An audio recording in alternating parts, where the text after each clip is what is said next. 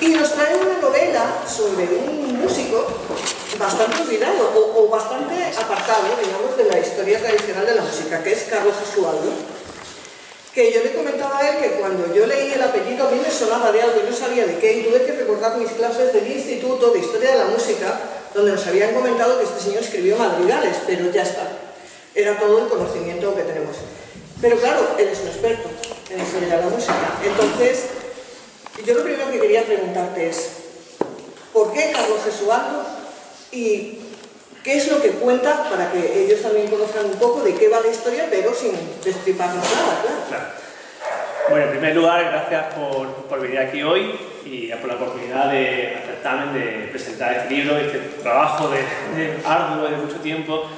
Bueno, pues Carlos Gesualdo es una figura que a mí me fascinó desde mis tiempos de estudiante en la universidad porque, como ya bien ha dicho, es un compositor de madrigales, ¿no? Y de madrigales, pues aquí no está familiarizado con el género madrigal musical, es un género muy vocal, de cámara, para pequeños grupos, muy refinado, donde la poesía y música se funden, ¿no? Entonces a mí siempre me ha gustado mucho el tema de poesía y música y la unión, ¿no? También como compositor, que también soy.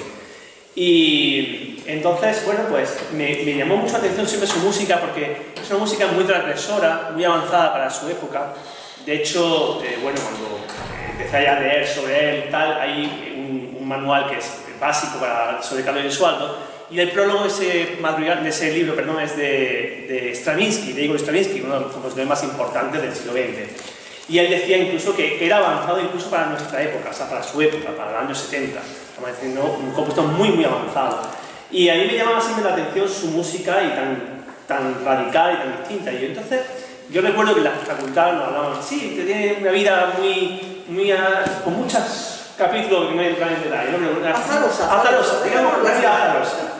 Y claro, bueno, pues ahí se quedó esa semilla en mi cabeza y entonces, no sé, un día de estas cosas que escuchando un madrigal de él dije, oye, ¿y quiero saber más sobre Carlos Gesualdo? Empecé a leer y dije, bueno, este da para una novela.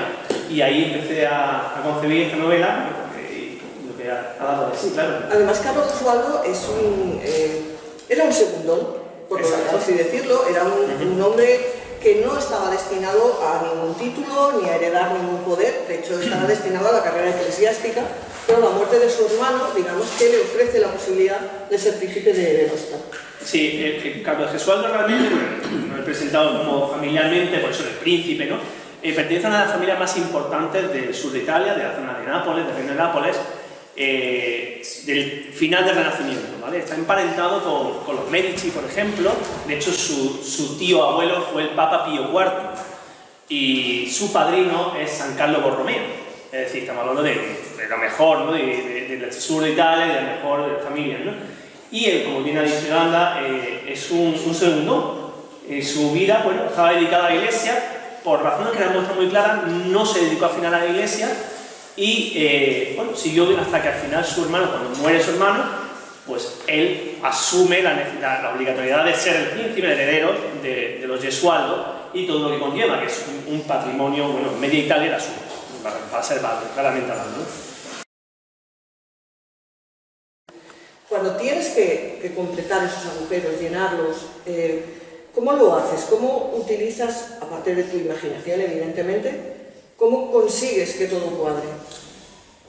Bueno, eso yo creo que es lo más difícil, ¿no? Es tan difícil, diría, seguir lo que la biografía en sí, que rellenar los agujeros, porque claro, la biografía me lleva por un camino y no siempre es fácil entenderlo, ¿no? Pero bueno, básicamente, para intentar dar las respuestas, que no es sencilla, es intentar imaginar, ponerme en el lugar de la historia, ¿no? Y decir, bueno, ¿y esto por qué ha ocurrido? Que es lo que te decía, ¿no? Intentar analizar por qué había hecho ciertos actos, el caso, por ejemplo, de por qué no acabó en la iglesia, ¿no? ¿Por qué no acabó en la iglesia? Que era su misión, ¿no? Pues no se sabe, no está claro. Entonces, yo tenía que buscar una solución a eso. Tenía que ser una solución muy fuerte, porque si tu tío es San Carlo Borromeo y tu otro tío es un cardenal, lo normal es que tuviese acabado en la iglesia. Pues tuvimos que inventar una razón bastante fuerte que convenciese a su familia para que no acabara en la iglesia. Porque oficialmente no hay No hay realmente, se sabe que estuvo un tiempo en Roma y que por alguna razón regresa a a Venosa, que estaba en ese momento, y entonces, pues, bueno, tenés que inventar, como decir, bueno, pero ¿por qué? Y claro, yo dije, tenéis una razón muy de peso, si no, no valdría esto.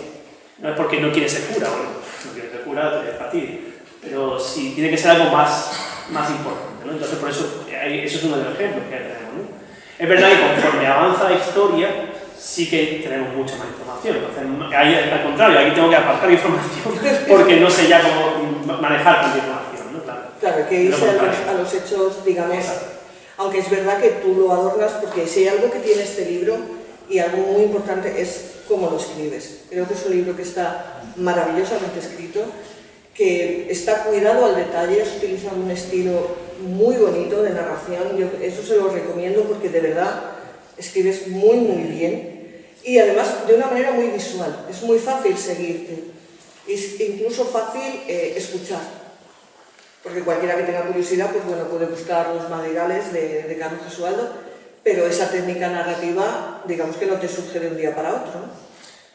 Bueno, pues yo hice un par de intentos de escritura, es cierto, y cuando yo empecé esta novela no pensaba que iba a terminarla, porque es una novela seria, digamos, ¿no? De principio a fin y tal.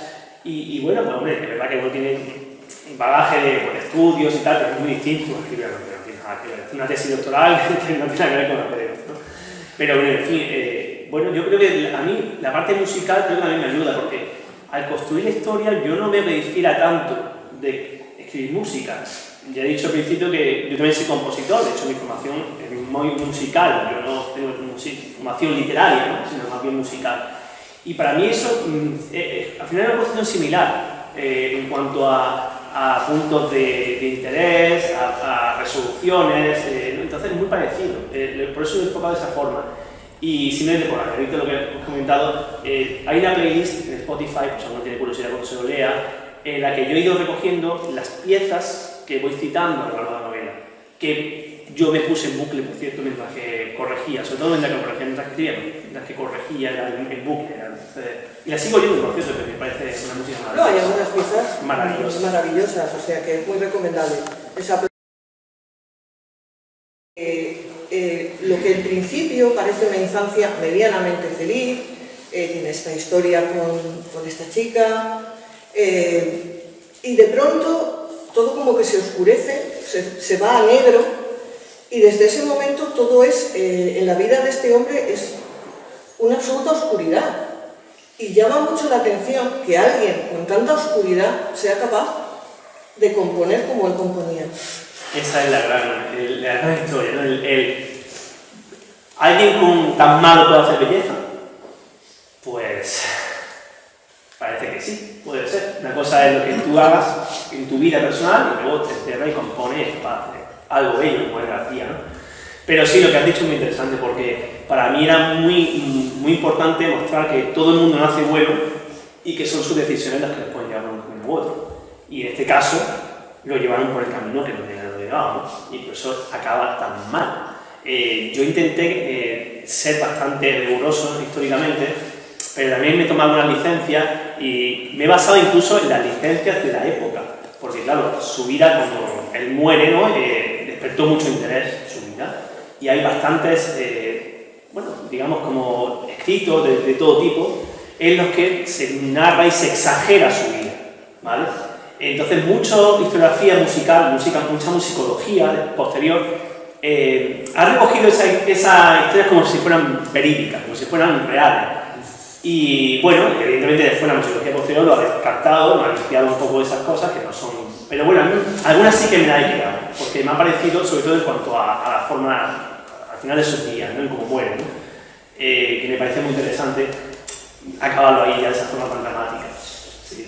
Además, es un tema, yo creo, el tema de esto de separar la personalidad con respecto a la obra, ahora tan de moda la cultura de la cancelación, en el que si tú has sido un perfecto mamonazo, entre comillas, ya no puedes ser un buen escritor, ya no puedes ser un buen pintor, ya no. Y yo creo que aquí queda muy clara esa dicotomía, ¿no? Una persona con una personalidad tan tremenda, que llegaba a ser violento, que tenía unos accesos de ira brutales, y de pronto compone y brota esto. Claro. puede ser... es que es complicado. La historia está llena de personajes similares, de malas personas que son grandes artistas, ¿no? No voy a nombrar ninguno, pero podemos pensar en pintores, escritores, músicos, que son así. En fin, o sea, que parece que no está tan relacionado, ¿no? Pero a lo mejor era su forma de catarsis también, ¿no? De decir, de expiar sus pecados, ¿no? De decir, bueno, yo he hecho esto mal, perdón Señor, voy a componer un madrigal o voy a componer una misa para ti, ¿no? Puede ser que sea su forma de expresar y de decir, lo he hecho mal, ¿no? No tenía palabras. Pensamos también que es un hombre que ha crecido entre algodones con toda la riqueza que se cree superior al mundo entero.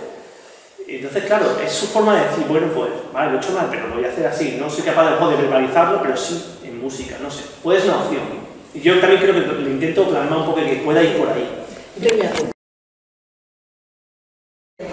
La ambientación, bueno, yo desde pequeño siempre he tenido la capacidad de imaginarme como una película de historia. Yo siempre explicaba esto a mis alumnos, digo, bueno, si la historia es súper chula, es como una película de Netflix que te monta en tu cabeza, entonces yo es que, claro, siempre me imagino los salones, evidentemente para la realización de esta novela hay que mirar fotografía, y fotografías de época o cuadros, por ejemplo. Si no tiene el cuadro, he buscado similares, ¿no? Para poder intentar describirlo, bueno, por lo que yo veo, intentar plasmarlo, ¿no? Porque para mí eso siempre me gusta mucho. A mí me gusta mucho un autor que es Patrick Rothfuss, ¿no? Que de fantasía, y me gusta mucho cómo describe, cómo evoca la ambientación, ¿no? Entonces, intentar plasmar algo de ese estilo también me parece muy interesante en novela histórica. Y el dibujo de personajes. Evidentemente, Carlo es el centro de la novela, pero está rodeado de un montón de secundarios, tanto reales como ficticios, muchos reales, la gran mayoría, sí. Pero tú le das un carácter, por ejemplo, al padre de Carlo, que digamos que el padre le marca mucho en su personalidad. Quizá la pérdida de su hijo mayor le supuso pues un trauma, y encontrarse con que ahora Carlo tenía que quedarse con el principado no lo llevó demasiado bien, pero era un padre estricto. Entonces, cuando tú creas estos personajes, ¿cómo lo vas haciendo? ¿Por separado? ¿Te van surgiendo a medida que vas escribiendo? Yo soy un escritor que me gusta planificar, pero no soy súper planificador, ¿no? Tampoco me entrar en detalle, pero a mí me gusta la historia de principio a fin, los personajes, pero a mí me gusta que los personajes crezcan. Ese es el problema cuando hacer una novela histórica basada en personajes reales. Claro, se empiezan a encontrar con problemas porque sus vidas son de una forma y tú quieres de otra. Pero han nombrado a Fabrizio, que es el padre de Carlo, pero a mí el personaje que me costó trazar e entender fue a María, precisamente, ¿no? Y para mí era, de hecho, en uno de los primeros manuscritos empezaba directamente la novela con María, porque yo pensaba que María iba a ser la protagonista, o debería ser muy protagonista de la novela. Y creo que al final lo he conseguido, porque al final, hasta el final aparece María, que es lo que yo quería, que fuera protagonista. Y María, por ejemplo, bueno, pues evidentemente es lo mismo, es un análisis un poco psicológico, de quedarte un rato pensando y decir, bueno, esta mujer, una mujer de noble, porque ella pertenecía a los Dávalos de Aragona, también una gran familia, y por otra parte también de Sualdo, y claro, es decir, bueno, esta mujer que tenía todo, que está casada por tercera vez, porque este es su tercer matrimonio, ¿por qué actúa de una forma? ¿O por qué actúa así, ¿no? Si además parece feliz, tiene un hijo con Carlos, ¿qué ocurre, no? Por no destripar mucho, pero bueno, tú que has leído entiendes por dónde voy. Sí. ¿Por qué actúa así? ¿Qué le llevó a hacer esto, no? Eso para mí era muy interesante, de hecho ahí pensando, dándole vuelta de cómo puede ser. O sea, para mí, evidentemente, el problema que tenemos es que sabemos cosas de algunos, o de otros nada, hay que quitarse casi todo, y entonces lo que a mí me gusta es el por qué hacen eso. Las motivaciones. Exactamente. ¿Cuál es la motivación de Carlos, de María, de Alfonso y de Sualdo, de Fabrizio o de Giulio, por ejemplo? Sí, además yo creo que el ambiente en el que él se cría es fundamental para cómo desarrolla su vida y cómo desarrolla su obra también. Pero sin embargo, su vida se tuerce. ¿Tú crees que fue algo que le pasó? ¿O evolucionó? ¿O algo que siempre he dicho, yo soy partidaria de que hay gente que nace ya con una especie de mancha negra? ¿Era Carlos una persona que nace con esa mancha negra? Yo las combino las dos en la novela. En primer lugar, yo hago desde el principio que tiene alguna oscuridad, como que hay algo malo dentro de él y que él lucha de pequeño por intentar reprimirlo. Pero para mí tiene que haber un punto de inflexión, porque una cosa es que tú tengas un poco de ira, no sepas controlarte, y otra cosa es que, bueno, que hagas cosas que no tienes que hacer, ¿no? Entonces, yo creo que ahí está el punto de inflexión y yo intento que el punto de inflexión sea un acontecimiento vital que ocurre en su vida personal, que lo cambia todo. Porque además en la biografía real no está claro por qué, pero también hay un cambio en su vida. Entonces, bueno, por fechas y tal, dije, bueno, vamos a pensar qué fue esto. Vamos a pensar. Porque, para eso está la ficción, ¿no? Claro, ya está. Que también me ha costado mucho, porque claro, al ser musicólogo, al principio, la primera versión que yo hice, esto era un ensayo, no era una novela. Y tuve que quitar cosas para darle novelarlo. El primero era todo un ensayo sobre su vida. Luego era como, no puedo traicionarlo. Esto es mentira, no estoy inventando. Y hasta que dije, no, estoy inventando, no pasa nada. Y eso, claro, eso fue un punto de inflexión también para mí. Esos son los límites de la ficción histórica, exacto, que están siempre en el candelero, como decían, ¿no? En el candelabro. Desde el máximo respeto, es como si tuviese que hacer una novela sobre Mozart, pues lo pasé, ¿no? Porque desde el máximo respeto y admiración que le tengo, pues probablemente tendría que entrar en cosas personales suyas que lo haría un poco más mundano, ¿no? Y no sé si eso casaría muy bien conmigo, por ejemplo. Y eso se pasa mal. Se pasa mal.